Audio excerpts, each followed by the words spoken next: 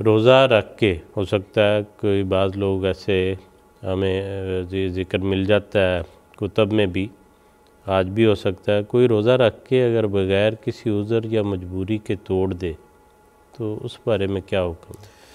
बात यह है कि अहादीस पे इसकी नस है कि जो रोज़ा रख के रमज़ान का रोज़ा बग़ैर किसी जायज़ उज़र के बिला वजह तोड़ देता है तो उसका कफ़ारा या उसकी सज़ा ये है कि वो अहादीस में है कि वो एक ग़ुलाम आज़ाद करे। और चूँकि आजकल के ज़माने में ग़ुलाम आज़ाद कर मतलब मुयस्सर ही नहीं है, तो फरमाया कि फिर 60 मुसलसल रोज़े रखे, 2 महीने के मुसलसल रोज़े रखे और उसमें कोई एक भी वक्फ़ा नहीं डालना, मुसलसल रोज़े रखने। और अगर ये भी मुयस्सर ना हो या इसकी भी ताकत ना हो, ज़ाहिर है कि जिस बंदे ने एक रोज़ा रख के तोड़ दिया है तो उसके लिए मुसलसल 2 महीने के रोज़े मुश्किल हैं। तो फरमाया कि फिर वो 60 मिस्कीनों को खाना खिलाए। और वो मिस्कीनों को खाना खिलाने के मुतालिक तो पहले आ चुका कि उसका इस तरह का होना जो ख़ुद खाता है उसके मुताबिक। और इस जैसे मैंने अर्ज़ की कि इस मामले में एक वाक़या सही बुखारी में दर्ज है कि एक शख्स हुज़ूर की खिदमत में हाज़िर हुआ और उसने अर्ज़ की कि हुज़ूर मैं इस तरह रोज़े से था लेकिन मेरे से अपने आप पे कंट्रोल नहीं हो सका और मेरे फ़िज़िकल रिलेशन अपनी बीवी के साथ हो गए। तो चूँकि रोज़े के दौरान खाना पीना और मियाँ बीवी के ताल्लुकात मना हैं तो रोज़ा टूट गया। तो हुज़ूर सल्लल्लाहु अलैहि वसल्लम ने उससे फिर ये इरशाद फरमाया कि हुज़ूर ने फरमाया कि फिर तुम ग़ुलाम आज़ाद करो।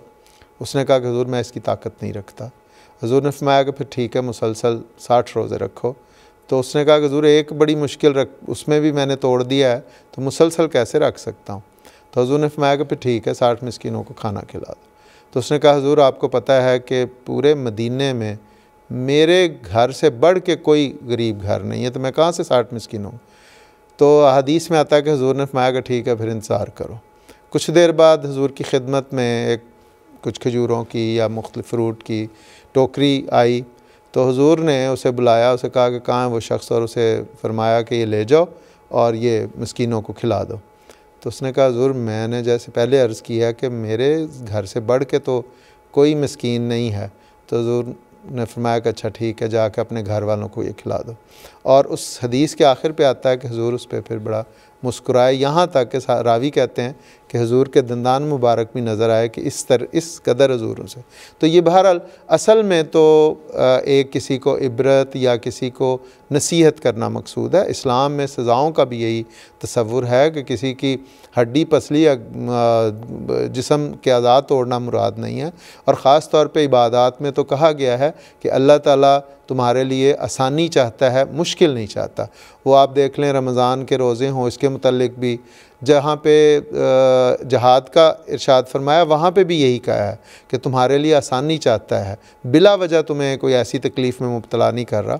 तो यहाँ पे भी चूँकि उसकी हालत ऐसी थी, सज़ा भी उसे सुना दी और फिर उसके एक हुज़ूर सल्लल्लाहु अलैहि वसल्लम एक जिस तरह हुकूमत होती है, एक पेरेंट्स बॉडी होती है, उसके मुताबिक उसको फिर उसकी ज़रूरत भी मुहैया की। और चूँकि वो ख़ुद उस कैटेगरी में शामिल था मिस्कीन या उसके घर वाले, तो इसलिए उसकी तरफ से वो अदा भी हो गया। तो ये एक बड़ी ख़ूबसूरत मिसाल इस्लामी तालीमात की है कि उसमें बहुत आला तरीके से बात भी समझाई और साथ जो किसी की ज़रूरत है वो भी उसे पूरा की। ठीक है, जज़ाकुमुल्लाह।